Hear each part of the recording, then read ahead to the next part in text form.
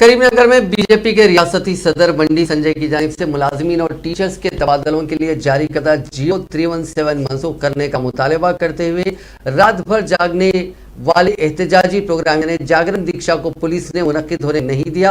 एहतजाजी programme के मकाम पर सैकड़ों की तादाद में बीजेपी कारकुन, मुलाजमीन और टीचर्स जमा हो गए थे, लेकिन पुलिस ने इस प्रोग्राम को दरहम भरम कर दिया और बीजेपी कायदीन बशमुल बंडी संजय को हिरासत में ले लिया। इस मौके पर काफी कशीदगी देखी गई, जहां पुलिस और बीजेपी कारकुनों के दरमियान धक्कम पेल का वाकया पेश आया। इस दौरान मीडिया के नुमाइंदों को भी पुलिस ने ढकेल दिया।